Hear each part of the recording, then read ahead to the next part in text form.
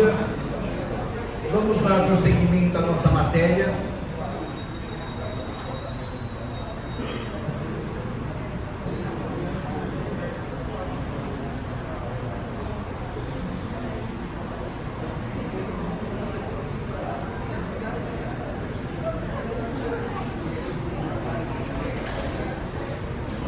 Muito bem.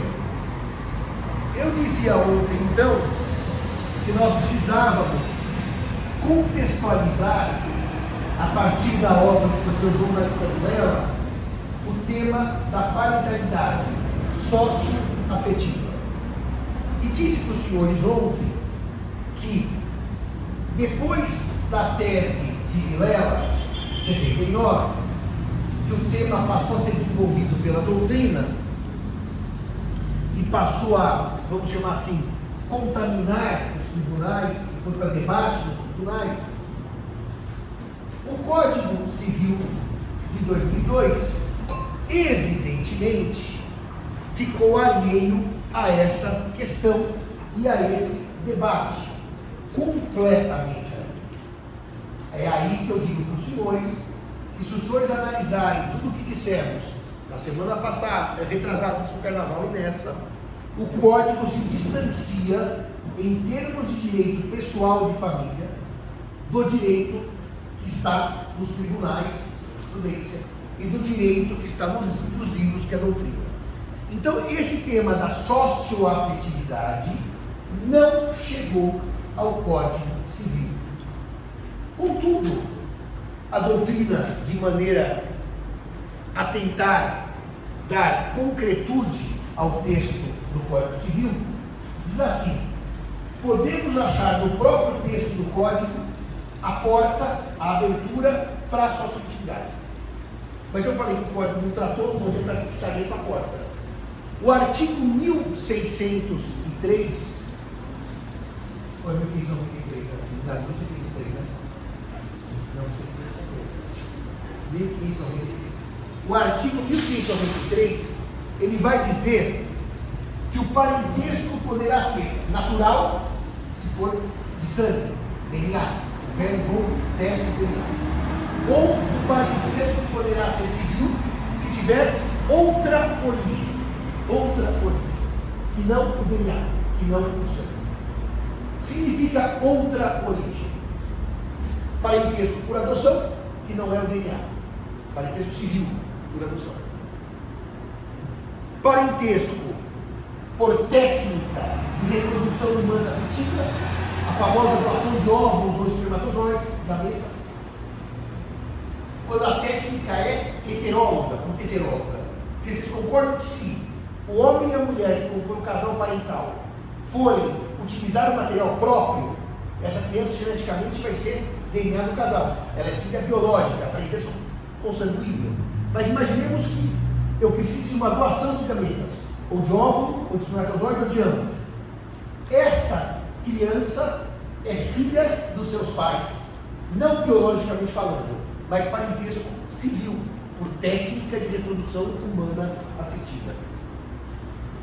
E a doutrina abriu, no 1593, a porta para a socioafetividade, dizendo que a socioafetividade é uma modalidade de parentesco civil, ao lado da adoção e ao lado das técnicas de reprodução humana assistida. Portanto, seria no artigo 1593, na outra origem, a presença da socioafetividade. Aí os senhores dizem assim, não, mas quando o Código pensou nisso, lá em 1960 e 70, claro que ele não cuidava da socioafetividade, claro que não. Ele cuidava da adoção, cuidava das técnicas de reprodução assistida, mas não cuidava da socioafetividade. A gente achou uma brecha, um vaziozinho na lei para preencher com a socioafetividade. Bom, Vilela deu o contorno doutrinário, a lei tinha a brecha de 1893 e algumas pessoas se encantaram pelo tema e começaram a produzir trabalhos de doutrina na sequência de Vilela, nos passos de Vilela. E um dos maiores colaboradores para a tese do afeto é hoje o ministro do STF, Luiz Edson Fachin. Fachin, de há muito, se preocupava com crianças sem pai. Tanto que ele escreveu uns artigos emblemáticos dele, que se chama A Filha das Estrelas. E por que das estrelas? Porque no texto dele era uma menina que não tinha o nome do pai na certidão de nascimento. E naquele tempo, em Ilotépori, que tinha máquina de escrever, quando não tinha o nome do pai, você não podia deixar em branco, com medo que alguém preenchesse a mão com qualquer nome. Você datilografava aquelas estrelinhas, os tipos asteriscos da máquina de escrever. Então ficava Filho das Estrelas, porque não tinha nome de pai. E ele produziu esse texto, que é uma poesia, tá? Sobre essa menina que não tinha o pai reconhecido. E ele é um dos grandes defensores da sua fertilidade. Bom, com isso, os anos 2000 assistiram um boom de debate sobre a socioafetividade e os seus efeitos jurídicos. Nós podemos dizer que o STJ literalmente agrupou o debate em casos similares e tem orientações iguais para casos similares. Então eu posso dividir literalmente por grupos de casos que bateram a porta judicial. O primeiro caso que bateu a porta do judiciário, e quando eu digo primeiro, hoje é um grupo de casos, decididos no mesmo sentido, é o caso do homem que, ciente que a mulher está grávida de outro homem, opta por ser pai daquela criança. O que acontece na prática? Ou ele namora, ou ele tem união estável, etc. Ela diz assim: querido, estou grávida de outro. E ele diz: eu vou ser pai. Essa história de ser pai do filho alheio, que parece até uma coisa meio de novela, de romance, é uma coisa mais comum do que se imagina. Eu fiz várias vezes essas enquetes com pessoas, e uma vez eu estava conversando com a babá do meu sobrinho, do meu primo, Pedro, lá no Nordeste. Falei: Maria, quantos netos você tem? Ela falou assim: de sangue 2, de afeto 2. Falei: explica melhor. Ela acabou. O que é de afeto? Não, porque meu filho cria os filhos da mulher que não são dele, mas ele foi no registro de reconheceu como dele. Ele sabe que biologicamente não tem o DNA, mas ele opta por ser pai. Esses casos é o caso de opção por paternidade de filho alheio. Quando eu digo filho alheio, leia-se filho que não tem meu DNA, filho que eu sei que não tem meu material genético, e eu quero ser pai. Eu vou ser pai de filho alheio. Ainda estou falando em filho alheio, depois eu vou pôr para vocês, por terminar essa conversa, que na verdade ele não é pai. Quem tem o material genético não é pai. Mas eu já vou separar pai e ascendente genético, nós já vamos fazer diferença. E aí o que acontece? Né? Essa pessoa reconhece filho alheio e pratica um crime, chama adoção brasileira. É crime, porque é uma falsa declaração de filho. Eu vou lá e digo assim: é meu, mas eu sei que não é meu. Eu sei que não é meu. Eu sei que o material genético não é meu. Os juízes do direito penal, quando tinham que julgar, isso morreu, tá? Isso morreu, isso é coisa do passado. Com esse crime, eles dizem assim: não, eu não aplico a pena, porque é um crime cometido por piedade, para dar pai a quem não tem. É uma ação nobre, não é um crime de falsidade que eu ganho. Eu só quero dar pai. Hoje não tem mais judiciário penal mais. A paternidade afetiva está tão interdimensionada que não pode mais ser crime. Eu vou explicar por quê. Não pode mais ser crime. Mas no passado era crime. Assumir filho alheio. A chamada adoção à brasileira. Por que é a adoção à brasileira? Porque numa adoção normal eu vou ter um procedimento judicial de adoção de alguém, com várias etapas. Aqui não. Eu chego no registro e digo: é meu, sabendo que não é meu. Eu pulo todas as etapas da adoção. Isso aqui, só para fazer um parênteses aqui, isso aqui é um probleminha prático, na verdade. Né? Qual é o probleminha prático? Se eu e meu marido, ou eu e minha mulher resolvemos adotar uma criança no Brasil, tem uma série de procedimentos que nós vamos ter que passar para poder adotar essa criança. Na adoção brasileira eu resolvo. Eu viro pai em 15 segundos. Além de eu estar furando a fila do cadastro de adoção, eu tenho um problema que eu não posso ter o controle do Estado sobre a relação parental. Eu vou lá e digo: sou pai. Mas é isso que acontece, sou pai. Então, que aconteceu aqui em São Paulo nos início dos anos 2000. O rapaz tinha uma relação conturbada com a namorada, num desses pontos de ruptura, engravida de outro rapaz, eles voltam no namoro e ela diz assim para ele: estou grávida de outro. Ele diz: você me ama? Ela diz: sim, eu também te amo, eu vou ser pai do seu filho.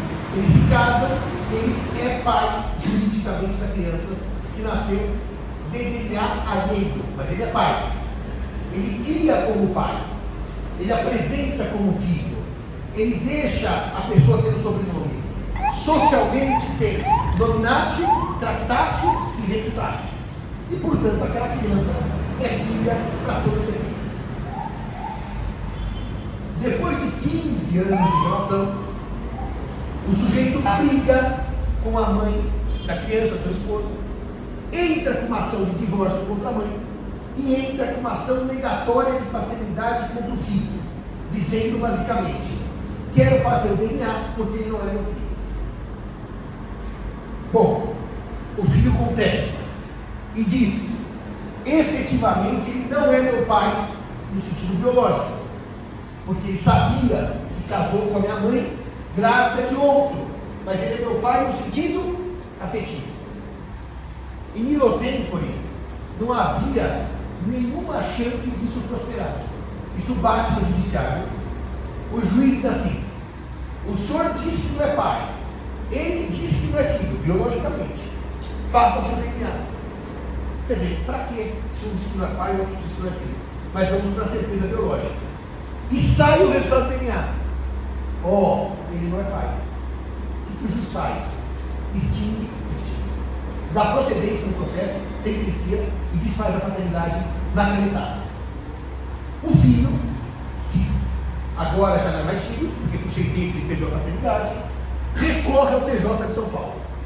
Isso em Nilo Tempore, tá? Isso não é hoje. Hoje isso nem aconteceria mais. E daí o que acontece?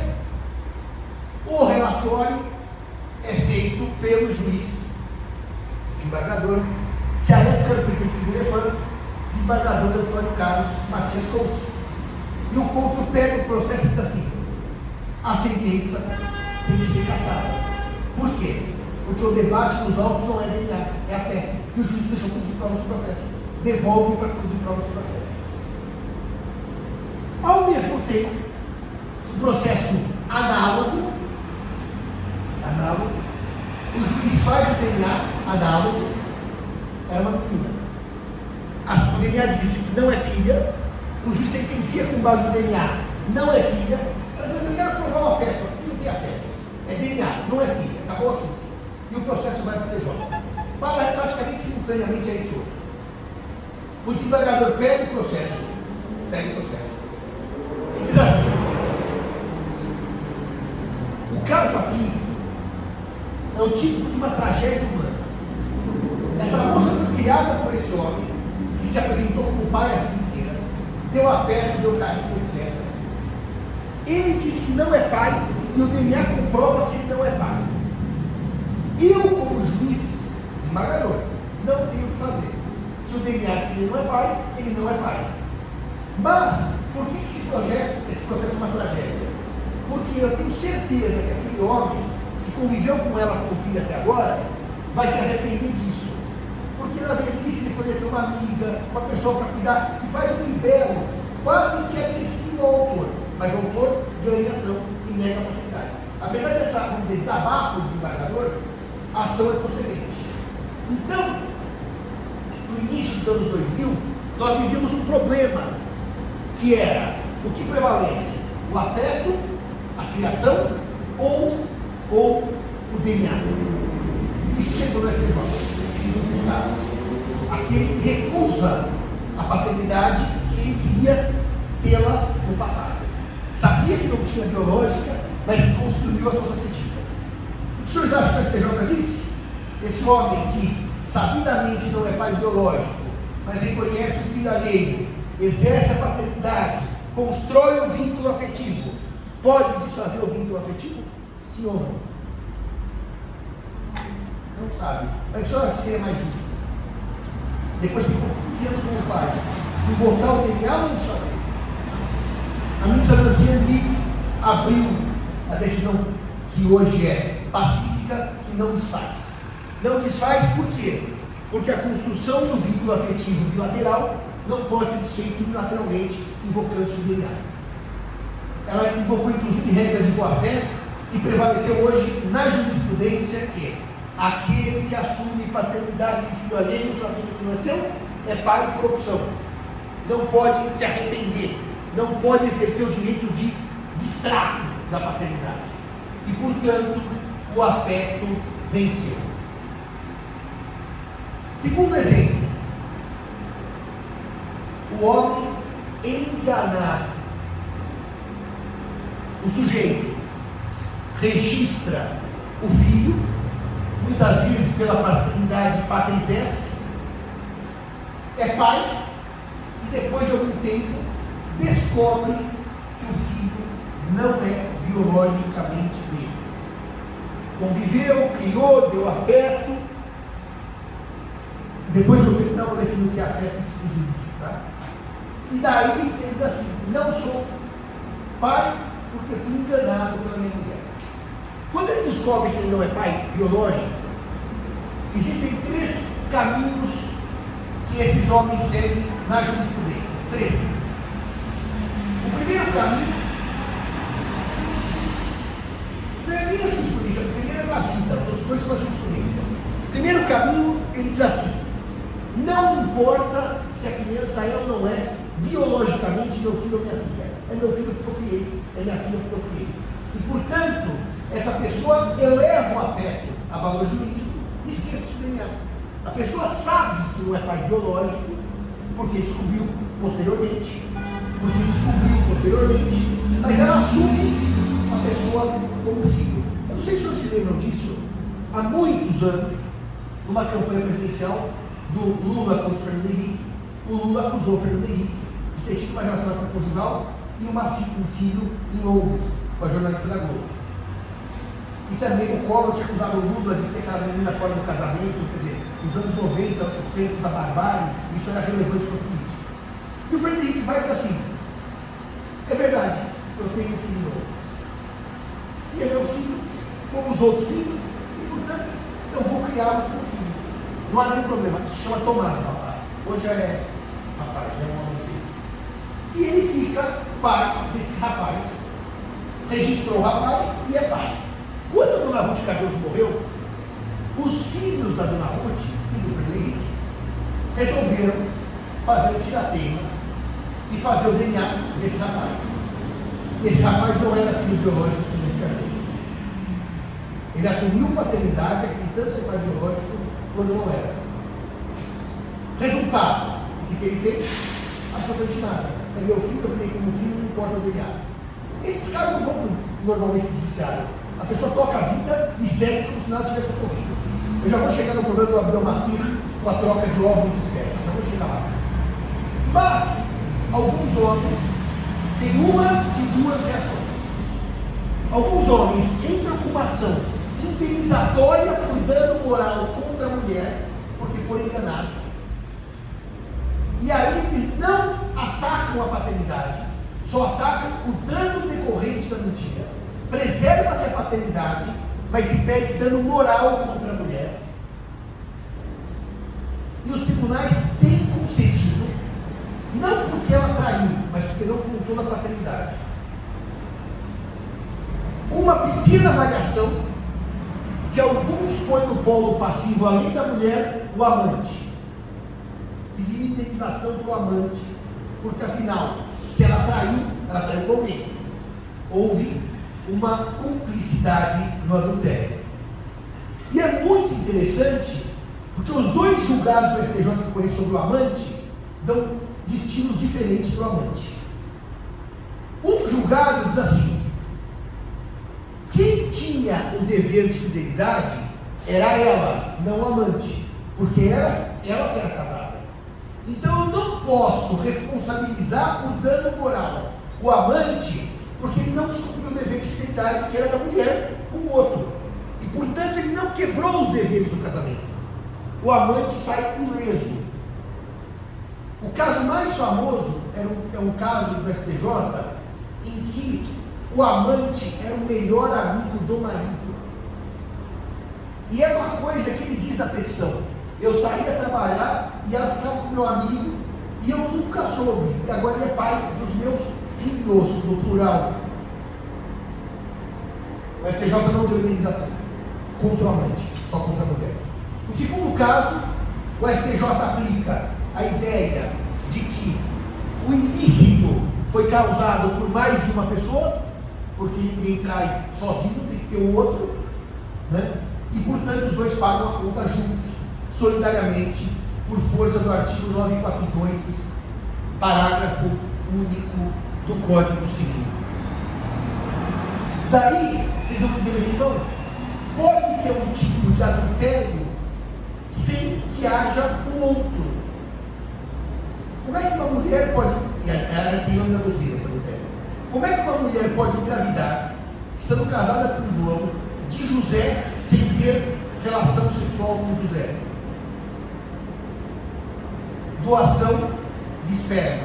A mulher vai ao banco de esperma, recebe doação de esperma alheio, faz a fertilização e não conta para o marido que usou o esperma alheio. Isso é chamado adultério casto. Casto porque não houve relação sexual. Ou chamado adultério de seringa, porque não houve relação sexual. De qualquer maneira, a posição do amante, quer seja como terceiro cúmplice, quer seja como não responsável, ela gera variações. Quanto ao dano moral pago pela esposa se uma adulta, porque enganou o marido? Bom, esse homem pode não fazer nada, pode pedir dano moral contra a mulher, ou pode atacar a paternidade. E ele entra com uma ação negatória de paternidade. Terceira hipótese, o segundo grupo de casos, ele diz assim: eu sou pai por erro, não sabia que não era meu filho, eu tinha certeza que tinha me ordenado, eu suprei como filho, eu fui enganado. E aí o STJ tem que decidir entre manter o afeto e o vínculo, ou desfazer o vínculo, dane-se o afeto e prevalece o DNA. O que a senhora acha nesse caso? Vai valer para o STJ o DNA ou a história afetiva construída entre o pai e o filho? O homem não sabia que era pai daquela criança em termos biológicos. Aí o STJ derruba a paternidade. Derruba e diz: ele pode não ser pai, porque ele foi enganado. Não aplica a teoria do erro como vício do consentimento na sua inteireza. Se fosse aplicar aquela teoria, o prazo decadencial é de 4 anos para declarar. Mas diz: ele foi enganado, ele errou, então ele pode desfazer a paternidade. Qual é a questão aqui? Ali talvez valesse a pena deixar no mundo, porque a gente vai interesse nesse tema, os 2 textos do afeto. Então, nós chamamos aquele texto aqui na página? Não procuramos, né? Você me lembra hoje. Os 2 textos de 17 e os textos de agora, atuais, eu repito isso afeto. O STJ diz assim: não é pai. Não é pai porque não tem DNA, foi enganado, some. O problema dessa pessoa é que ela tinha, na certidão de nascimento dela, a seguinte situação: João, pai, Maria, mãe. Quando João entra com a ação contra a criança e diz: não sou pai, e faz o DNA, e o DNA confirma que ele não é pai, o STJ tira João da certidão de nascimento da criança, nós temos algumas questões práticas terríveis. Primeira, em sentido jurídico, aquela criança não trocou o pai pelo pai biológico, ela perdeu o pai. Só que não é uma ação que eu vou buscar o biológico para pôr no lugar do afetivo, eu vou simplesmente tirar o afetivo da certidão dela. Está bem claro isso? Então ela fica literalmente órfã de pai vivo. E por que eu falo de pai vivo? Porque apesar de DNA ser de outra pessoa, ela conviveu com aquele pai. Aquele pai continua vivo. E não é sentença que rompe o vínculo afetivo. que o afeto da criança pode prosseguir. Portanto, o primeiro problema é que ela vira órfã de pai vivo. O segundo problema é que, naquele momento, como ela não trocou de pai, ela não vai ter, mas o seu biológico é o José, entre o José e São João. Ela vai ficar sem pai para todos os efeitos legais. O que é terrível. Vocês imaginem, no dia seguinte, a mãe comunica: você não tem mais pai. Mas meu pai está aqui. Não, estava aqui, mas juridicamente não é seu pai, portanto acabou vindo. Essa situação, ela é, a sorte é uma coisa interessante, estranha. Por quê? No fundo, a mãe mentiu. A criança teve um pai. O pai disse que não quer ser pai. Quem paga a conta? A criança, e não a mãe que mentiu. Porque a criança perdeu o pai. Para a mãe está tudo igual. Para a mãe está tudo igual. E a criança está órfã de pai vivo. Essa é a orientação pacífica da STJ. Quando o pai desconhece e é enganado, ele pode desfazer a paternidade. Só que daí vem uma pergunta para os senhores. Vamos levar essa tese ao extremo. Ao extremo. Ele foi enganado. Tá bom. Vamos trocar o termo enganado. Ele desconhecia. Fica mais fácil. Por quê? Porque às vezes a mulher pode não saber de quem é o filho. Então, nós vamos citar agora o famoso caso do médico, nosso primo, lá de São João da Boa Vista, Dr. Roger Abdelmaci. Era o maior geneticista de São Paulo. Ele pegava material genético de homens e mulheres que, por uma razão biológica, não podiam ter filhos, e fazia absurdos. Não só de mistura de material genético, como dizem que ele usava o próprio material genético para ter filhos com aquelas mulheres quando o marido tinha um problema nos espermatozoides.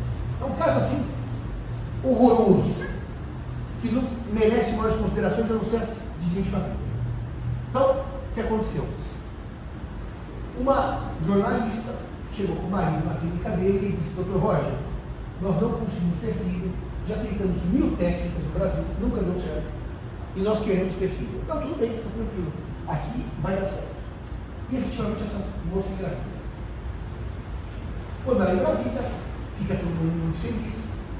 Um pouco antes de nascer a criança, o marido marca uma consulta com ele, sem a mulher, e diz assim: eu tenho certeza que o senhor fez alguma coisa errada no nosso caso. Porque eu não posso defender quem é. O senhor não é Deus, o senhor não faz milagre, o senhor fez alguma coisa errada. A minha mulher já está nos Estados Unidos, a criança vai ser nos Estados Unidos, e assim que nasceu eu vou fazer o DNA. E se o DNA não for meu, eu vou acabar com a sua filha. Ele vai para os Estados Unidos, nasce a criança, faz o DNA, a criança não era dele. Ele volta, chega para o Roger e fala: o senhor vai me pagar muito dinheiro para ficar quieto. E o Roger dá um caminhão de dinheiro para ficar quieto. Bom, o problema é que no primeiro acontece isso, no segundo começa uma gritaria, no terceiro uma gritaria, no 50º caso explode, vai para a imprensa e o homem é preso. E o que isso interessa para a gente? Nada, de penal é outra história, mas interessa para esse tipo. Os senhores imaginem o número de casais parentais que estiveram nessa clínica e contrataram a preço de ouro o serviço desse médico. Os senhores imaginam a situação que não tem nada de cômica. Você está vendo o Jornal Nacional na sua casa, com seus 2 filhos que nasceram pelas técnicas, e você ouvir o que ele fazia. Você está vendo com seus 2 filhos, tudo bem? Um de 10 e um de 8 anos. E você ouve o que ele fazia. Qual que é a primeira reação humana? Será que meus filhos são meus? Ou eles usam alguma técnica dessas brutais, dessas bandidagens que ele fazia? Então, o que acontece no dia seguinte? O casal parental vai ter um sério problema, porque nunca mais ele vai dormir tranquilo, porque não sabe se os filhos foram do material genético do marido e da mulher, ou só de um, ou de nenhum dos dois. Eles não sabem mais. A promessa é que era espermatozoide do marido e óvulo da mulher. Eles foram enganados por esse médico. Então, é interessante quando eu digo isso. Muitos homens dizem: Simão, eu acho justo. Se a mulher me enganou, eu não quero ser pai daquele filho, eu fui enganado. Não, mas aqui a mulher me enganou, quem enganou foi o médico. Enganou os dois, o pai e a mãe. Não teve um engano. O pai e a mãe foram enganados. E eles vão fazer o DNA na criança.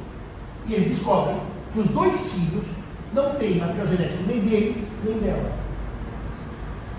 Eles descobrem que o médico os enganou, está preso.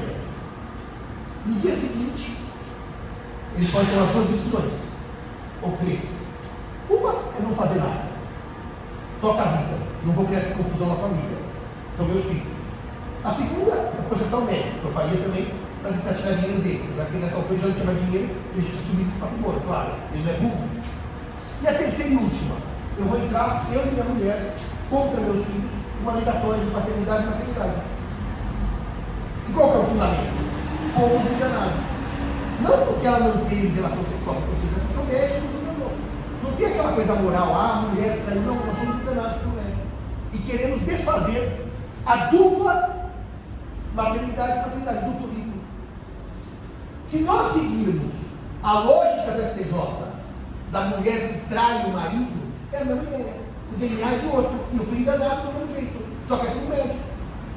Então, se nós levarmos a técnica da STJ ao extremo, os senhores e senhoras concordam comigo que se a mulher traiu o marido foi enganado, não sabia e pode desfazer, eu fui enganado pelo médico, nós dois vamos fazer a paternidade. E fazer com aquelas crianças? Nada, devolve para o mundo. Claro, senhores, porque o direito de família tem uma coisa. Ele é muito bonitinho quando me agrada. Ele é muito feio quando não me agrada. Ou tem técnica ou não tem técnica. Certo? E a técnica que diz que o STJ, quando diz assim, se ele não quer ser pai, ele não vai ser pai, abre porta para o caso do Abdel Massir e abre porta para um outro caso, que é a troca de crianças na maternidade. Que reparem, se houve uma troca de crianças na maternidade, eu também, pai, e eu também, mãe, criei filho alheio em engano, porque eu não sabia que meu bebê tinha se trocado na maternidade. Então eu vou ao STJ e falo, fui enganado, não quero ser pai nem mãe. Ué, se todo mundo é enganado pode tirar a paternidade e a maternidade, eu fui enganado pela maternidade, que me trocou a criança. Pode falar.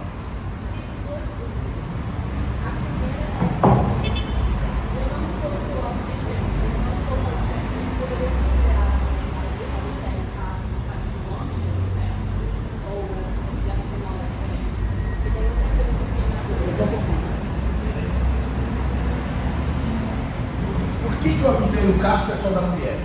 Por quê? Porque ela busca um banco de doação de sêmen, faz a inseminação e não conta ao marido. É impossível o marido fazer isso com a própria mulher, porque ele pode ter doado para terceiras, mas ele não consegue trair a própria mulher, ou seja, trazendo sêmen externo ao seu casamento. Qual é a segunda pergunta?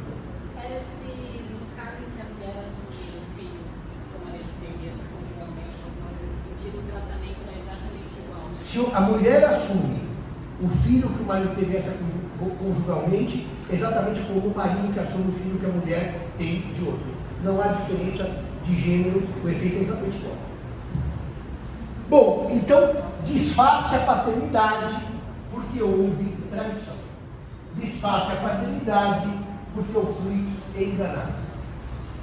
Queria ver quando a STJ tiver que julgar os casos do Abdel Massir, se ele vai fazer a mesma coisa. Bom, vamos para o terceiro grupo de casos. Pode falar.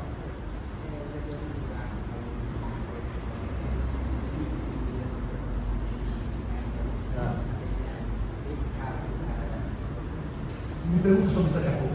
Eu conto o caso do Alexandre. Espera acabar o grupo de casos, eu conto o Alexandre. Alexandre de Minas Gerais, que lembra que é o caso emblemático. O terceiro grupo de casos é o grupo em que contar a história para os outros. Um sujeito casado, a mulher estava com dificuldades de engravidar, não tinha filhos.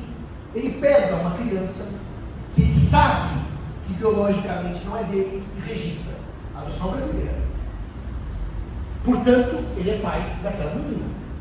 Algum tempo depois, não muito, nasce um filho. Portanto, ele tem agora uma filha socioafetiva e um filho biológico. Que são criados como irmãos. Vivem uma vida absolutamente normal, né? Você é o afetivo, você é o sangue. Não. São irmãos e seguem a vida toda sabendo a origem da paternidade. Ou seja, não é algo escondido, é algo declarado. Mas ninguém diz assim, você é mais ou você é menos. Tenho 2 filhos. Esse senhor morre, essa moça se habilita no inventário como herdeira, e o filho, que é biológico, entra com uma ação contra a irmã, dizendo: eu quero invalidar a paternidade, nulificar a paternidade, declarar nulo o registro civil, porque você não é minha irmã. E por que você não é minha irmã? Você não tem o meu DNA, como você não tinha do nosso pai. Eu quero fazer o DNA para provar que você não é filha do papai. O objetivo desse rapaz, vocês imaginam que não é exatamente buscar a verdade biológica, né? Ele quer tirar a herança e ficar com a herança toda. Vocês perceberam que não é uma questão só de busca da verdade biológica. E daí, ele pede então a exclusão da paternidade do pai com relação à irmã para ficar com a herança toda. Esse grupo de casos tem às vezes cônjuge que quer tirar o filho da herança e diz: não era filho do meu marido, pede o DNA, porque caiu o filho fora, a herança vai, não tem ascendente, vai para o cônjuge. São grupos que eu chamo de ações que pretendem receber herança. Por isso que existem essas ações. Não é um intuito moral, tá? E nesse caso, a senhora acertou um, errou outro. Prevalece o afeto ou vale mais o DNA se o irmão excluiu o outro da herança dizendo que não era filho do papai? Afeto. A ministra Nancy também tem julgados, o ministro Salomão, o ministro Cueva, para dizer o seguinte: não pode desfazer uma paternidade feita por terceiros para pedir herança. Não faz sentido. Se o pai quis ser pai e o filho é filho afetivo, igual você, e divide herança. Inclusive, essas ações são chamadas, eu batizei essas ações, até eu fiz uma palestra no Rio Grande do Sul com meu nome, fizeram uma homenagem a mim, que se chama-se ações argentárias. O sujeito não quer a verdade, ele quer mais dinheiro. Ele quer dinheiro. Tirar alguém para ficar com a herança toda. É uma ação que só tem objetivo financeiro. Argentárias.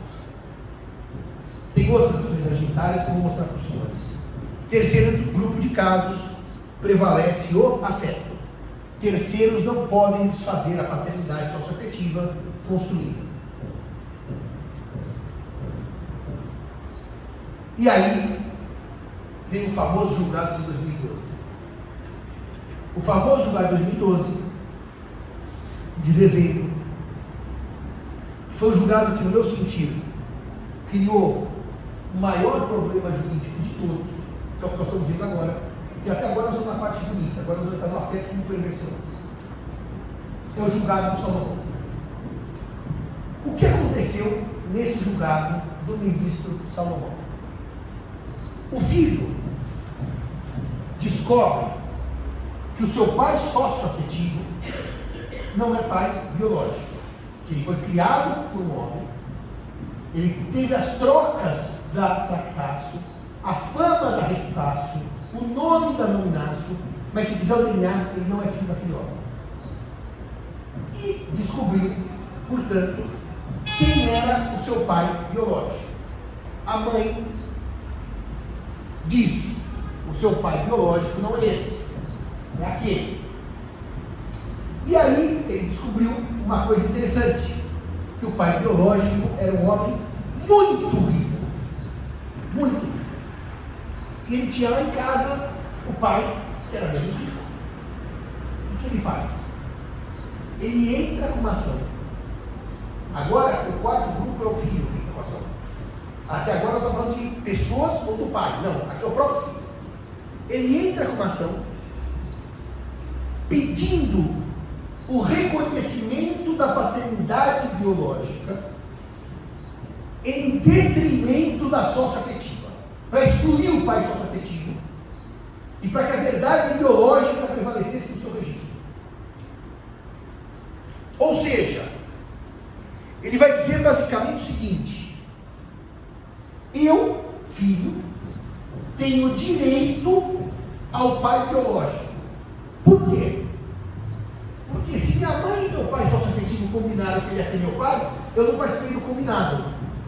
Lembra da velha história do Garrincha com o Feola, mas nós combinamos com os russos, não combinamos. Foi essa a história de combinar com os russos, da estratégia do jogo. Então, eu quero a verdade biológica na minha certidão de nascimento. Repare, eu estou falando de 2012. Portanto, naquela época ainda não se falava em multiparentalidade, como a repercussão geral 622 trouxe. E aí o STJ diz assim, num julgado que confunde alhos com bugalhos, diz assim: toda pessoa tem direito a descobrir a sua origem genética, o que até aí não gera paternidade, porque o filho adotivo tem uma origem genética e é filho dos pais adotivos. Origem genética chama-se DNA. Paternidade chama-se paternidade com todos os efeitos que pode destruir. E como toda pessoa tem direito a descobrir a sua origem genética, ele pode escolher o pai, porque afinal a paternidade subjetiva nasceu numa falsidade registrada, que é verdade, porque o homem sabia que não era pai biológico, e tirou o pai subjetivo e pôs o pai biológico na certidão de nascimento dessa pessoa. Esse grupo de casos, ele gera uma verdadeira perplexidade, porque no exemplo 1, permaneceu pai por afeto. No exemplo 2, o enganado deixou de ser pai pelo DNA. No exemplo 3, permaneceu pai pelo afeto. No exemplo 4, olha que interessante. O STJ criou um outro fundamento para a paternidade, que não o DNA e que não o afeto. A vontade. Repare porque a vontade passou a ser um elemento fundante. Eu digo para a pessoa: você tem esse pai que te criou, que é o sócio afetivo, e o biológico é aquele. A pessoa diz assim: estou satisfeito com o sócio afetivo. Basta uma ultrapassão que ela vai ter aquele pai sócio afetivo no resto da vida. Ou ela diz: não estou satisfeito com o sócio afetivo, vou buscar o biológico. Ela entra com a ação e ganha o pai biológico. A partir dessa decisão de 2012 do Salomão, o filho sócio-afetivo tem o poder de optar por manter a sócio-afetividade ou buscar o vínculo biológico.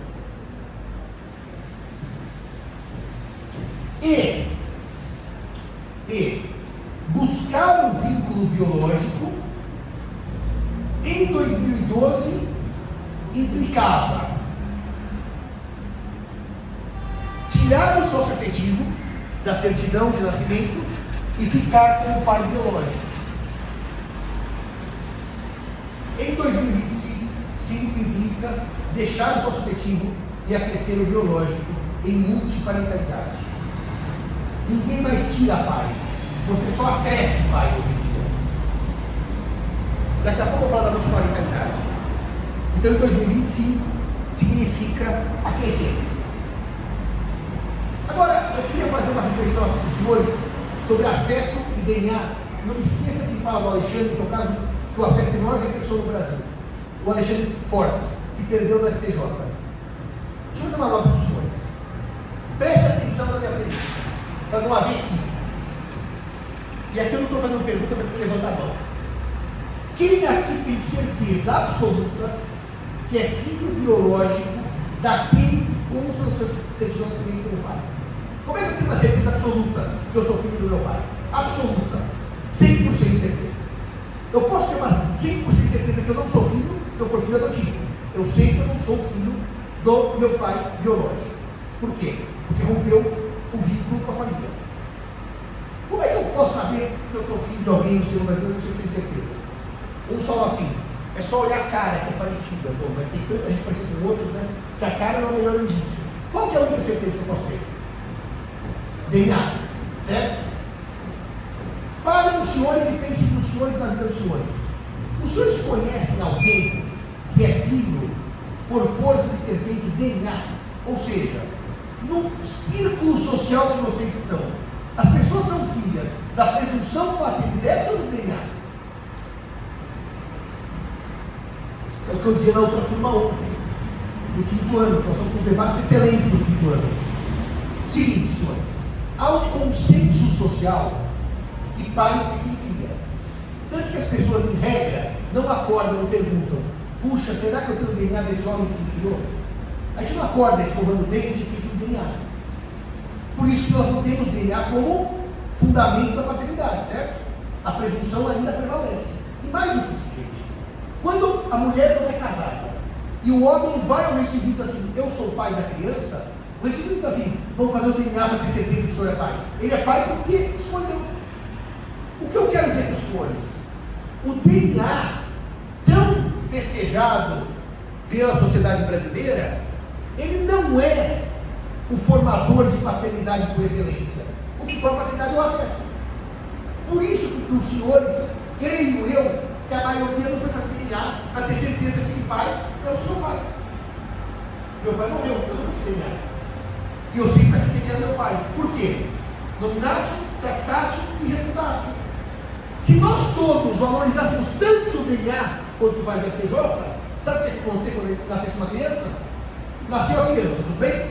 A mulher deu à luz, ela recebe da maternidade chamada DNV, Declaração de Nascido Vivo. O que ela faz com essa declaração? Hoje em dia, ela pega a certidão de casamento, vai no cartório, chama de civil, e a presunção transforma o marido dela no pai da criança. Se o valor do DNA fosse tão importante no Brasil, eu ia chegar no cartório, falar, vim registrar meu filho. O senhor fez o DNA? Não, então faça, depois me apresenta. Só com o DNA eu registro. A mulher é a mesma coisa. A senhora é mãe? Sou, está aqui, declaração de nascido vivo. Quero DNA, para provar que a senhora é mãe mesmo. Vai saber se a senhora usou alguma técnica de reprodução assistida. Ninguém valoriza o DNA, fora o finado Ratinho no programa, que batia com o tacato, e fora o STJ, que transformou o DNA numa verdadeira busca de paternidade, quando, historicamente, nós não somos filhos do DNA, nós somos filhos do afeto. Estamos de acordo? Eu queria contar dois casos para os senhores, um da ficção e um da realidade histórica, como o DNA sempre foi irrelevante, o que importou é o afeto. Na realidade histórica, quando a mulher, que eu acho que entre as 5 que eu mais admiro da humanidade foi Catarina Grande, ela era alemã, chamada Sofia, casou com Pedro e tinha um problema. O Pedro não conseguia manter relações sexuais com ela. Ele era o czar da Rússia, ele precisava deixar uma descendência.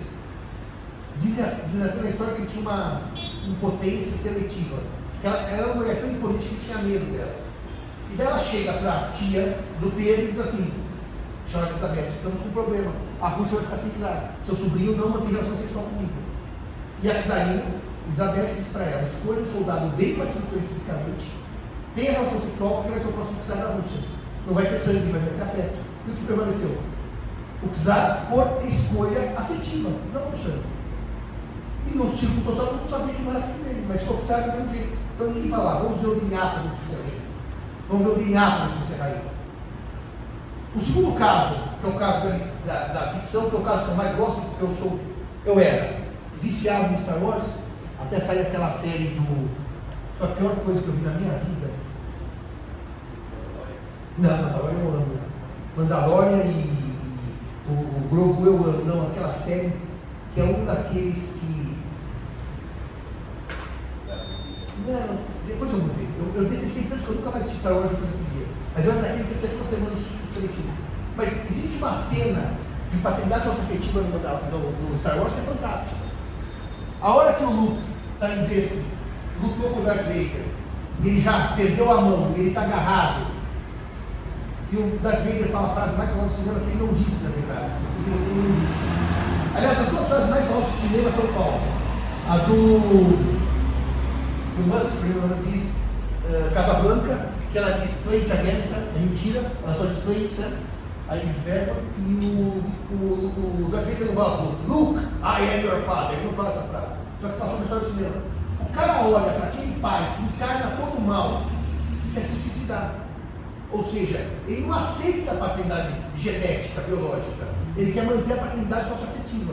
Ou seja, as pessoas normalmente tomam por pai quem criou, não quem deu material genético, na história, na ficção. Então, esse fetiche com o DNA, tudo resolver com o DNA, é uma evolução histórica. Sabe para que o DNA serve? Na verdade, para o que ele veio lá atrás, dar paternidade a quem não tinha. Porque o LH era um exame falível, então o DNA dava paternidade ao que Fachin chamou filho das estrelas, que era aquela pessoa que não tinha na certidão de nascimento o nome do pai ou da mãe.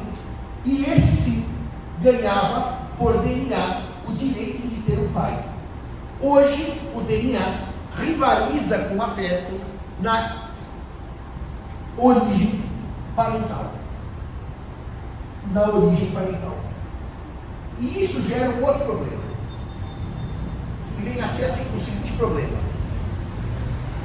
Se eu que sou filho posso escolher entre o DNA e a biologia, e o afeto, entre o DNA e o afeto, isso abre porta para a seguinte explicação. Meu pai socioafetivo é pobre. O meu pai biológico é rico. Eu tive um pai a vida inteira que me criou. Eu não quero outro, eu quero dinheiro do outro. Eu não quero uma dupla paternidade, eu quero dinheiro de dois pais. E daí eu entro numa ação para reconhecimento de paternidade socioafetiva com objetivo econômico. Uma ação agendária. Eu não quero pai, eu quero mais uma herança, eu quero mais um patrimônio. E é isso que o afeto pervertido se transformou. E qual foi o problema do afeto pervertido? Reparem, senhores.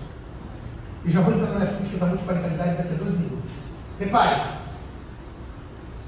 Juridicamente eu digo, quero ser pai.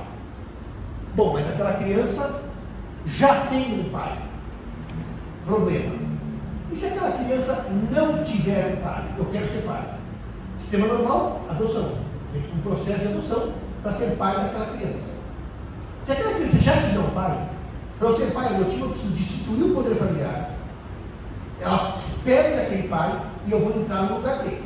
Adoção, um juiz, assistência social, visitas, é um processo complexo. Se eu crio a socioafetividade, olha o que acontece. Eu dei um bypass na adoção. Não precisa adotar mais. Olha o que acontece na prática. Eu falo para minha mulher: quem é o pai do seu filho? Porque não tem esse negócio meio. É um sujeito que subiu do mundo. Então, eu quero ser pai. Antigamente, adoção pelo marido da mulher, do filho. Processo. Ela entrava, tinha perícia e ela acabava a criança ganhando pai. Mas era todo um procedimento judicial. Hoje, o que eu faço? Eu sou pai socioafetivo. Eu chego no cartório de registro civil e me declaro pai socioafetivo. Lembre-se que eu disse que declarar pai de filho alheio era crime. Agora não só crime, como o CNJ permite essa declaração em cartório. É qualquer regra. Provimento é isso, mas qual que era antigamente? Acho que era 26. E daí o que acontece? Eu chego no registro civil e digo, sou pai socioafetivo da criança. Não há mais adoção no Brasil, claro. Se com uma declaração de cartório eu vou suprir todo o procedimento judicial, basta chegar no cartório e dizer, sou o pai da criança. Eu estou pressupondo que ela não tem um pai, tá? Não é que eu vou usucar filho ali. Eu só vou declarar pai de quem não tem pai. Tudo bem até aqui? Bom, aí chega um problema, né? Por que chega um problema? Porque a adoção exige uma diferença etária entre o adotante e o adotado. Eu não posso adotar com 40 alguém de 35. Porque como a adoção limita a vida, o Código Civil, na verdade, o Estado da Criança e do Adolescente, exigiu uma diferença etária de quantos anos entre o adotante e o adotado? Mínima. 16 anos. Isso quer dizer o quê? Para eu adotar alguém, a diferença mínima é 16 anos. Para a socioafetividade, essa regra não existia. Então eu podia, com 40, ser pai socioafetivo com 38. E daí o CNJ regulamentou e pôs a mesma diferença de idade da adoção para a socioafetividade. Ou seja, a diferença para ser pai adotivo é no mínimo 16 anos, para ser pai socioafetivo é no mínimo 16 anos. Não é lei, tá? É provimento do CNJ. E aí, essa matéria foi completamente regulamentada pelo CNJ e hoje faz parte do Código de Normas. No ano passado, houve um grande esforço do Salomão de pegar essas normas esparsas e consolidar numa regra única.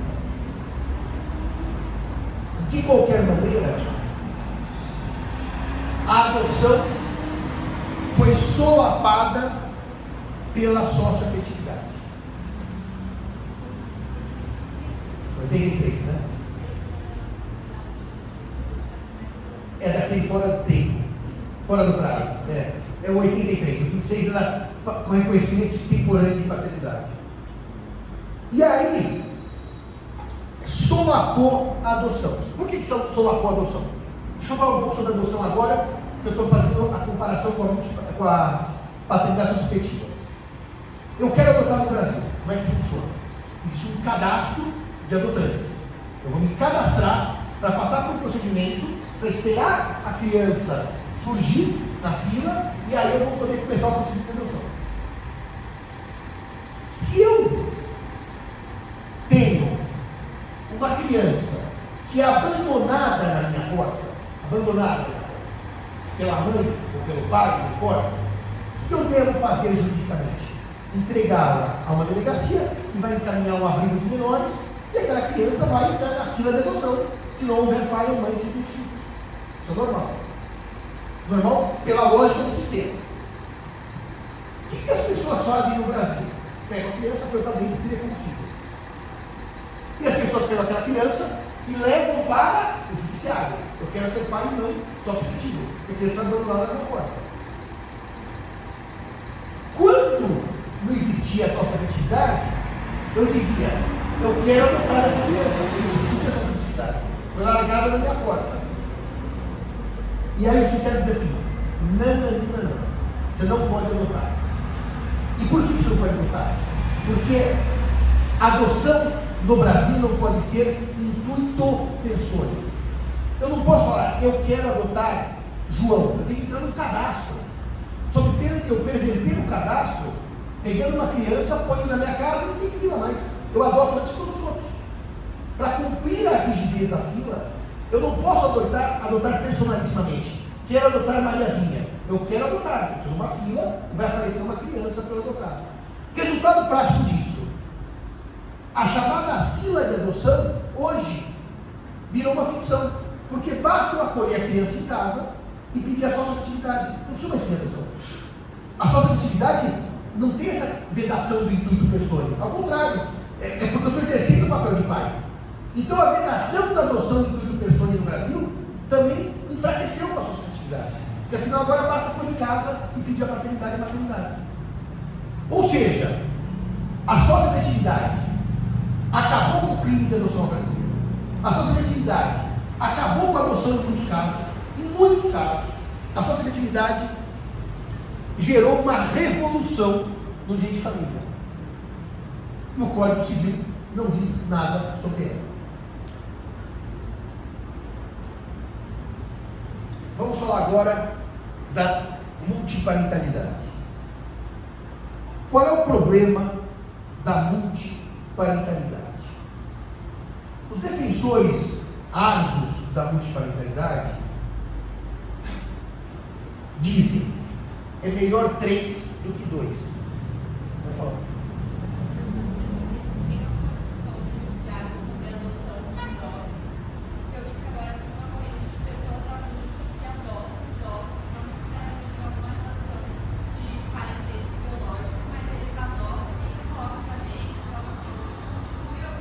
Boa pergunta. Boa pergunta. Boa pergunta.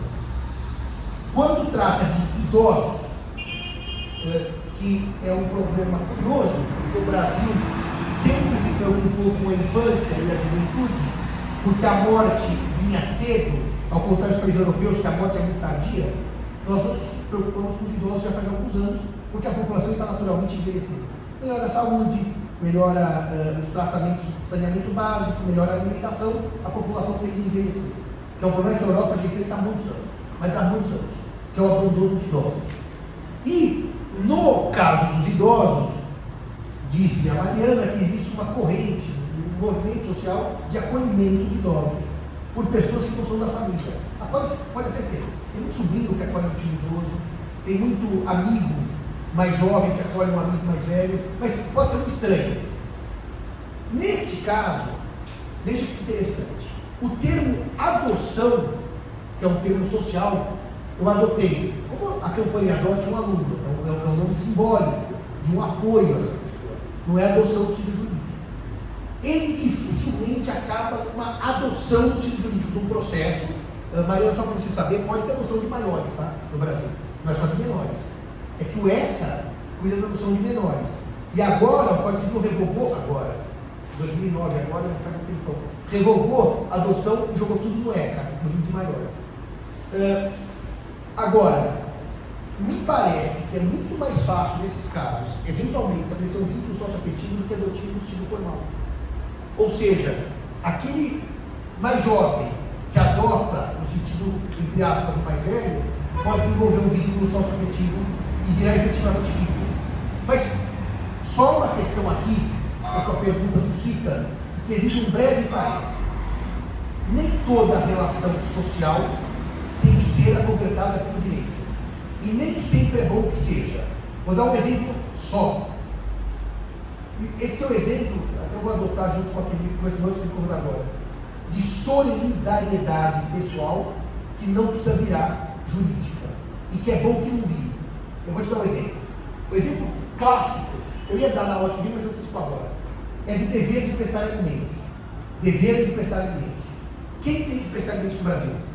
Descendentes dos seus descendentes, ascendentes dos seus descendentes. E na classe dos colaterais, o dever de prestar alimentos para os irmãos. Eu não devo alimentos para o meu tio, nem meu tio me deve. Entre irmãos eu devo. O que aconteceu no caso concreto? Eu já vou voltar à sua pergunta. Duas tias sem filhos viram que os sobrinhos estavam passando dificuldades financeiras porque o irmão dela, o pai, se divorciou. As tias começam a ajudar esses sobrinhos financeiramente, dando dinheiro para pagar a escola, etc. Os sobrinhos crescem, tem uma briga familiar, e as tias param de dar dinheiro para esses sobrinhos. Esses sobrinhos vão à justiça pedindo alimentos dessas tias. Pois, se elas pagaram até agora, elas têm que continuar pagando, como se fosse o verídico contra factum próprio da boa-fé objetiva. E esse julgado do STJ, da Nancy, é muito bonito. Ele diz assim: a solidariedade humana, que é o caso familiar, não se transmuta em dever jurídico. As tias não têm por lei dever. E se ajudaram, fizeram o que fizeram. E ainda bem que fizeram. Fizeram bem daquelas crianças. Agora, obrigar aquilo a virar alimentos é dizer para os outros tios: não façam, que amanhã você não tem que pagar uma conta interna. E reparem, se o STJ disser assim: tio que paga alimentos para sobrinho não faz solidariedade, faz cumprimento dever legal. A sociedade vai responder: é melhor deixar o sobrinho morrer de fome, então. Que enquanto eu quero ajudar, eu quero. Depois vira regra da lei. Aqui é o mesmo caso. Enquanto eu quero ajudar, é ótimo que seja sem nenhuma questão jurídica. Mas isso me impede duas coisas: que forme-se um vínculo socioafetivo, e aquela pessoa pode ganhar um filho, mas isso não quer dizer que deva, pode. E a segunda coisa, que esse é muito comum, principalmente com duas situações são muito comuns, tá? O idoso tem vários sobrinhos, e um cuida e os outros se abandonam. Aquele que cuida seria contemplado no testamento, que afinal ele cuidou do tio ou da tia.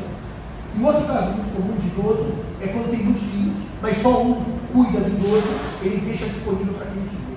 Então há mecanismos de agradecer juridicamente sem precisar criar vínculo de paternidade ou maternidade. Mas pode criar, depende do caso concreto. O que eu não quero dizer o que eu não gostaria de dizer é: o ato de solidariedade humana vira dever jurídico, que daí é muito ruim. Só um último parênteses. Quando o Código Civil mudou com relação ao transporte gratuito ao carona, eu estava almoçando com o Tarcísio Itamaraty e estávamos discutindo a aplicação do 392. E o Tarcísio tem uma tese horrorosa de que no transporte gratuito não se aplica a parte primeira do 392, mas se aplica a parte segunda do 392. Eu disse para ele: Tarcísio, é o seguinte, carona é um ato socialmente bacana, diminuir carro na rua, ajuda nos que precisam. Se a gente criar regras jurídicas para prejudicar o da carona, o motorista, o transportador, você está falando para o povo: não tem carona. Se o sistema tem uma regra melhor para o transportador, é aquela que tem que ser aplicada para estimular a carona. Não adianta aplicar a pior regra.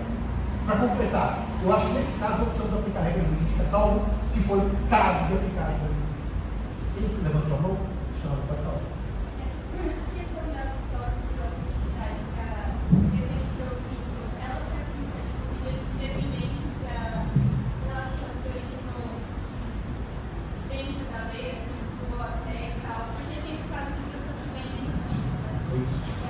A socioafetividade teve o seu maior desafio no caso Pedrinho. No caso Pedrinho, ele nasceu Oswaldo, maternidade de Goiás. Ele foi sequestrado pela Vilma, se passou por uma enfermeira, ela pôs uma roupa de enfermeira, entrou na maternidade e sequestrou o menino. Depois descobriram que a história explodiu, que a outra filha dela, a Jamile, também tinha sido sequestrada em outra maternidade. Ela tinha 2 filhos oriundos de sequestro, que ela criou como filho. E quando eu comecei nessas aulas, há muitos anos, você imagina, eu fui a Portugal trabalhar esse tema também várias vezes. A Europa se encanta com esses temas. São temas muito diferentes da realidade deles. E a pergunta foi essa: e se houver crime? Por óbvio que o crime de sequestro não pode ser, entre aspas, chancelado pela afetividade. Senão nós estamos dizendo para o sujeito: ele não consegue ter filho, sequestra, vira pai e mãe e família na casa. Não pode. Não pode. Ou seja, o ilícito criminal nesse caso é de tamanha gravidade social que não posso gerar a paternidade socioafetiva por obra. Não posso. Só tenho a dizer: quer ter filho, sequestra, fica alguns anos juntos e vira pai e mãe. Isso seria criminoso do jeito civil. Senhor.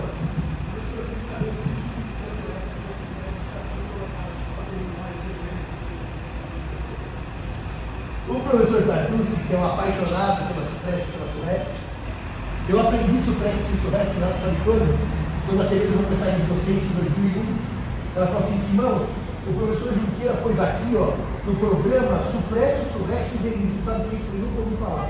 Eu nem eu. Daí eu fui atrás do texto do Pascoaloto, e o Pascoaloto explicava Supresso, Surex e Verniz, e daí eu fui para o Papa, para o Menezes Cordeiro. Se o senhor for ler a obra do Menezes Cordeiro, que hoje é um volume só em papel BIM, antes eram 2, o Menezes Cordeiro construiu aquilo por contrato, por obrigação. Mas o problema é que o direito civil já teve mais apaixonado pela boa-fé. Eu escrevi várias vezes criticando o excesso do uso da boa-fé do STJ. Mas já não tem boa-fé objetiva. Não tem mais enriquecimento sem causa, não tem mais nulidade, não tem mais inadimplemento. Os casos clássicos caíram, tudo assim, por atentado à boa-fé. A boa-fé é a causa geral que todo mundo mais ama. Porque o senhor pergunta para o senhor, se o senhor quer julgar a favor da boa-fé ou contra, claro que é a favor, ninguém imagina que eu vou atentar contra a boa-fé. Então, esquece tudo. Não tem mais inadimplemento, não tem enriquecimento sem causa. É tudo assim, por atentado à boa-fé objetiva, por atentado à boa-fé objetiva. Chama hipertrofia da boa-fé. Mas o Dr. Tartucci escreveu aquele artigo aplicando a boa-fé objetiva a vários casos de família, inclusive a Supresso e Surex. Se o senhor quiser que eu seja bem técnico, eu também defendi isso com o tempo. O senhor imagina que num acordo de visitas, o pai, aquele velho acordo da guarda unilateral, o pai tem que buscar o filho todo fim de semana para ver. Só que o pai de questões profissionais simplesmente escolhe só buscar no primeiro do mês. E os outros 3 ele não busca. Isso passa 1 mês, 2 meses, 3 meses, 4 meses, 5 meses, 1 ano. Supresso.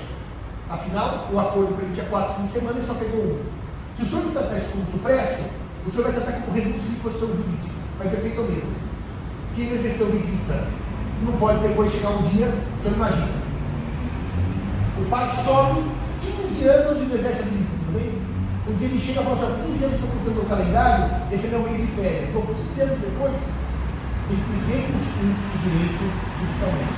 Então, a aplicação da Supresso e da Suvexo de família. O senhor tome cuidado com uma coisa, porque a Supresso, ela é aftervínculo. Esse Cordeiro criou a partir da categoria alemã. A Surrexo é a ervínculo. Não há muita adesão da ervínculo entre os alemães. Esse Cordeiro deu uma figura. Tartucci gosta desse exemplo também. A Supresso e a Surrexo são 2 faces da mesma moeda. Por isso que ele aprendeu ele vinho branco há 20 anos. Mas a Supresso é certamente famosa, a Surrexo é mais portuguesa que propriamente alemã. Quem quer perguntar? Pode falar. Eu tenho uma dúvida naquele exemplo do terceiro da herança. Que é de tirar a paternidade. Porque, enfim, eu vi que tem um artigo que fala que cada marido tem direito de contestar a paternidade. Tem outro que fala que qualquer interessado pode contestação. Eu não entendi se eles se conhecem por uma questão anual, por uma questão de legitimidade, por não ter legitimidade de contestação. No final, acaba no mérito. Ele perde a ação. Não necessariamente legitimidade. Ele não pode desfazer o que o terceiro fez. Mas se você quiser se resolver tudo pela legitimidade, você poderia resolver. Mas não é isso. Então não é. O que 2 construíram, o terceiro não pode desconstruir. Esse é o mérito. Ninguém julga extinção sem julgamento. Com julgamento. Não pode promover, mas vai perder. Quer dizer, poder pode, ou seja, não vai extinguir sem o médio, mas vai perder. Eu tinha que falar tanta coisa, agora já esqueci tudo, mas de qualquer maneira, pode falar.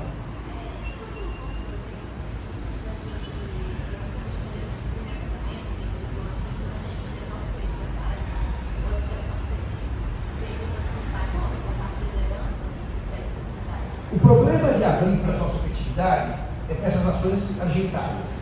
Vou dar um exemplo para os senhores. A doutora fez o seguinte: o filho se afasta do pai, o filho abandona o pai, o filho não está nem aí para o pai. Quando morre, ele se intitula como herdeiro. Sim, é assim que a vida funciona. É assim que a vida funciona. Mas a tese da multiparentalidade, de que é melhor ter 3 do que 2, ela falha em vários sentidos. Primeiro que paternidade e maternidade não é quantidade, é qualidade. É melhor um bom do que 2 péssimos. 2, quanto mais pais ou mães eu tenha, mais problema eu posso ter no poder familiar. Porque as decisões não são mais de 2, são de 3, são de 4, são de 5, ou são de 6. E, portanto, a gestão do melhor interesse da criança ou do adolescente vai ser complicada pelo número maior de pais ou de mães. Outra coisa, não tem só um lado bom. Se eu tenho mais de um pai ou mais de uma mãe, então é bom, eu posso cobrar alimentos de mais gente. Sim, mas quando eu ficar velho, quando eles ficarem velhos, eu tenho mais pais para cobrar alimentos de mim. Os alimentos são múltiplos. Eu de criança cobro, de velhice sou cobrado pelos pais. Então não é assim, que legal ter 3 para cobrar, porque amanhã eu vou ter 3 para pagar também. E por último, a ideia de ampliar a paternidade socioafetiva ao grau máximo permite que eu chamei de, você gosta de ver que eu chamei? Uso capião de filho alheio. Uso capião de filho alheio significa o seguinte: os pais se divorciam. O pai e a mãe têm ótima relação com o filho, só que o pai e a mãe se casam novamente. Os cônjuges do pai ou da mãe querem também ser pais de filho alheio. Isso é muito comum na advocacia. Os senhores talvez trabalhem de história de família ou de trabalho. É muito comum alguém se sentir diminuído ou diminuída na sua relação conjugal pela existência do filho de outrem junto ao casal. A madrasta e o padrasto normalmente sentem que a presença do filho de outra relação diminui a relação entre eles. Existe um componente estranho naquela relação, que é filho dele, mas não é filho dela, que é filho dela, mas não é filho dele. E isso leva hoje a uma enxurrada de ações irresponsáveis, a uma enxurrada de ações absolutamente descabidas, em que o marido ou mulher, padrasto ou madrasta, pede a paternidade socioafetiva. E pede por quê? Porque está competindo afetivamente com o ex ou com a ex. É uma questão psicológica isso aqui. Ele quer ser mãe ou pai como o outro, o ex ou a ex é. Agora, essas ações, elas são. Eu falei com o Anderson, eu fiz um parecer no ano passado. O caso é gravíssimo. Por quê? Porque a companheira da mãe quer usucapiu o filho dela do primeiro casamento. E como as duas tiveram um projeto parental mais uma criança, ou seja, as duas têm um filho comum, e aquele filho quer saber uma delas. Ela sente a madrasta excluída do projeto afetivo familiar de um filho que é dela. E ela quer aquele filho de qualquer jeito. É uma ação maluca para ter filho alheio. Só que repare o seguinte, aqui. Eu estou casado com aquela mulher tem um filho, e eu digo, quero ser pai da criança. Entro com uma ação, ganho uma ação e sou pai só. Amanhã eu brigo com a mãe da criança. E eu me divorcio da mãe da criança. O que você acha que o ser humano vai fazer como primeira coisa? quando ele rompeu o vínculo com a mãe da criança, abandonar afetivamente aquele filho, que nunca foi dele. Foi dele por capricho, só porque ele estava casado com a mãe da criança ou com o pai. É um capricho. Não é uma paternidade, uma maternidade responsável. É um capricho. Então a multiparentalidade responsável, doutor, é a porta para o abandono afetivo.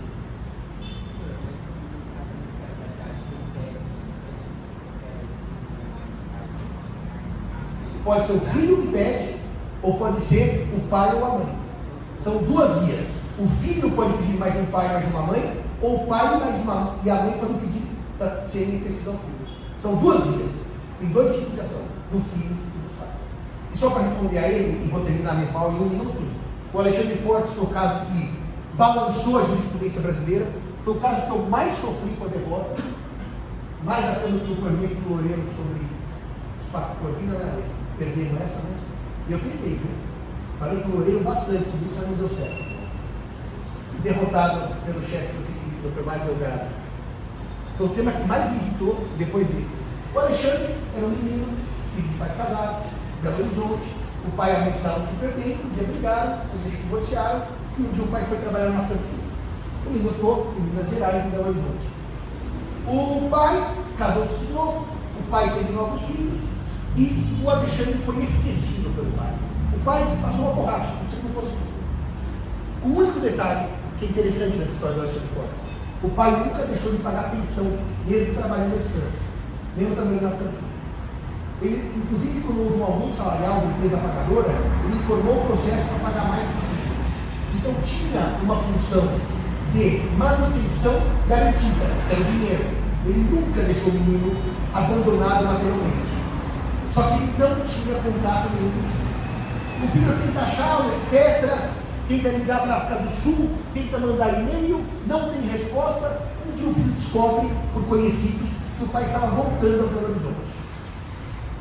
E o pai volta com a nova família, com os filhos do segundo casamento, e o pai, então, está em Belo Horizonte. O Alexandre vai procurar o pai. O Alexandre chega e fala assim: você não estabeleceu convívio, essa altura já era um adolescente. Não dá para não ter pai. Ah, o pai chora, ele chora, todo mundo se abraça, agora vamos seguir a nossa vida e você vai ter um pai. E daí o Alexandre prepara, que é o dia dos pais da escola, convida o pai para celebrar esse reencontro depois de anos e anos, prepara lá uma poesia para ler. O pai não vai a esse dia da escola e diz para ele: olha, conversei com a minha mulher, não vai dar certo, eu não quero mais saber de você. E o Alexandre entra, representado pelo Rodrigo da Cunha Pereira, presidente do Direito Nacional, com a ação de abandono afetivo. E essa ação de abandono afetivo, ela é muito interessante, porque não é de abandono material. Ele não queria pensão ele recebia. Não queria seguro-saúde, não queria escola, ele recebia. Ele queria afeto. E eu não defini afeto. E afeto, em sentido psicanalítico, não é amor. Afeto, em sentido psicanalítico, é afetar, interferir, conviver. O amor, que é coloquial, sem se ver, que definitivamente não se sente, o amor camoniano, ele é filosófico. Ele é o afeto em potência, não o afeto em ato. E para o dia de família, o que interessa é o afeto em ato. E, portanto, o afeto, afetar, tem o lado do eros, da libido, e tem o lado da morte do tânatos, que é a destruição. Quem odeia tem afeto. O oposto ao afeto é a indiferença. E, portanto, o afeto em sentido psicanalítico não é obrigar o pai a amar o filho, não é isso. É obrigar o pai a conviver com o filho, a ter uma vida em comum. O Alexandre ganhou no Tribunal de Minas Gerais uma indenização por abandono paterno-filial, por abandono afetivo. O tema 2005, muito comentado pela jurisprudência, o Alexandre bloqueia. Várias ações surgiram de indenização por abandono afetivo, várias. Muita menina, de origem judaica, que o pai, na sinagoga, fez um tipo de repúdio a ela na sinagoga, ela ganhou indenização por abandono afetivo. E chegou no STJ para decidir, então, se o abandono afetivo era ou não era uma realidade no Brasil. O caso Alexandre, primeiro caso.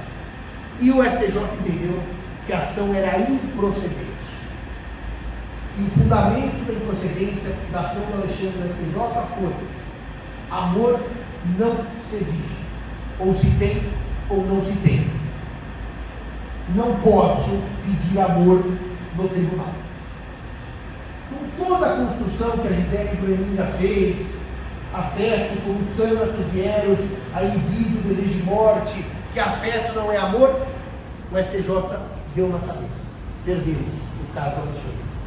O STF, no recurso extraordinário, disse assim: como a violação à Constituição é obíqua, eu não vou julgar o caso. Depois, outros casos bateram no STJ sobre abandono afetivo. E o STJ concedeu indenização por abandono afetivo. Então, o caso do Alexandre, que era o precursor, caput, deu errado. Mas em outros casos, o STJ concedeu abandono por abandono afetivo, indenização por abandono afetivo. Mas o STJ hoje, doutor, tem sido muito duro com essa ideia. Não é simplesmente falar assim: eu não gosto do meu pai, o meu pai tem que ser o melhor pai. Tem que ter abandono afetivo total. Um dia o Nazar chegou para mim e falou assim: não, vamos entrar com uma ação exigindo multa diária no descumprimento do dever de visita. Eu não assino, nem põe meu nome. Eu não assino, nem põe meu nome.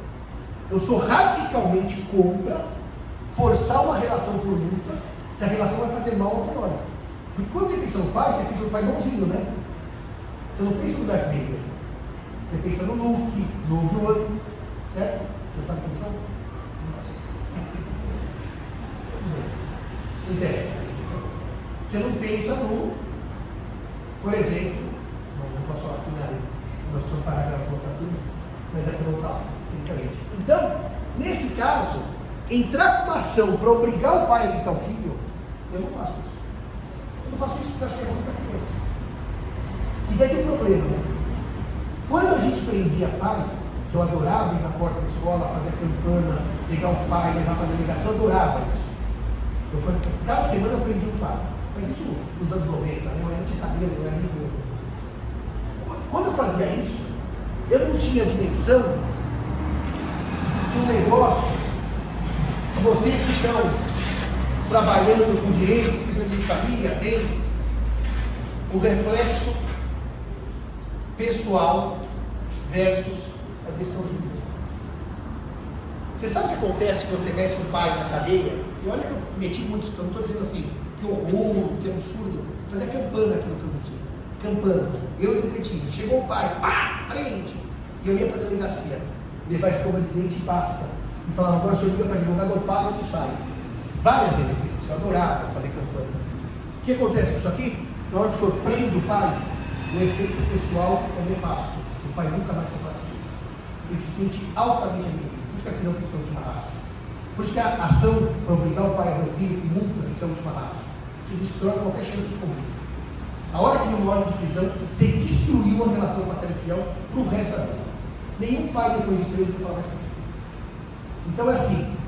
Por isso que nós defendemos hoje aquelas técnicas alternativas para tirar passaporte, tirar carta de motorista, porque a prisão tem que ser muito radical. Nos anos 90, no direito raiz, todo mundo é preso. Eu tinha especial predileção para prender pai. Não mandava o filho na escola naquele dia, o pai ia buscar, não sabia que o filho estava lá, e eu de campana. Campana mesmo. Ficava atrás do carro, assim, eu, o detetive e a polícia. Não tinha celular, né? Ele gritava: é aquele, a polícia corria. A oficial de justiça corria.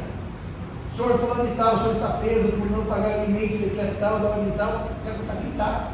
A polícia pegava e largava o carro aqui na rua. Vamos para a delegacia. Daí começava a festa.